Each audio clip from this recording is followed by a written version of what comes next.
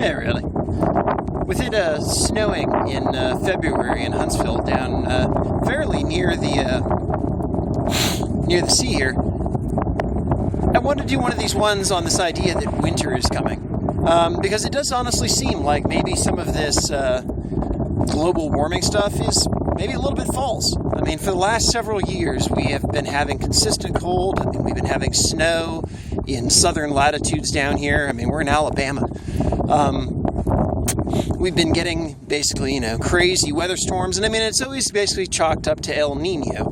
But I mean, if you're having El Nino effects every single year, then I mean, at some point it starts being a much larger phenomenon. It's not like, just, ooh, that's a randomness of El Nino. I mean, that's like a consistent effect. I mean, I have snow blowing sideways here in February. And the thing is, though, is that, I mean, it shows up a lot in, like, our literature and our stories and our current ideas, too. I mean, like this George R. R. Martin stuff, that winter is coming. I mean, it's this idea that, it actually is. There is a persistent both coldness of people, coldness of, like, the land, coldness of kind of the story, in a sense. I mean, it's, it's like the summertime of Earth basically is changing over to winter. And, I mean, in some sense, that's kind of like there's this David Bowie song. I mean, it's almost like we are basically reaping what we ourselves are, in that, he talks about, like, Americans, and it's, they don't even need anyone, they don't even just pretend.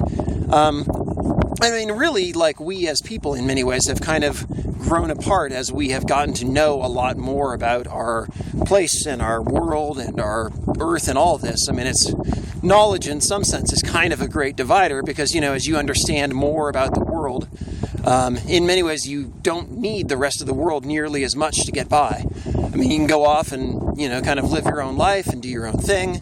And, I mean, they talk about that idea that no man is an island. But, I mean, in some sense, I mean, it's like, everybody has kind of become these islands, It's maybe we come and socialize at work or something like that. But, then everybody goes home. We, turn on the TV, play video games, do whatever. But actually, in many ways, even in that household, oftentimes people are off, basically being islands these days.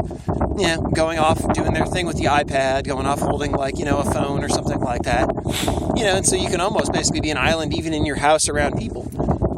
And I mean, in some sense, I think that is just being reflected. It's, like I said, it's like our world is kind of belief and kind of like an echo of what we ourselves are. And so in some sense, it's kind of echoing that. It's echoing that isolation and coldness and distance from people. Anyhow, all for that one.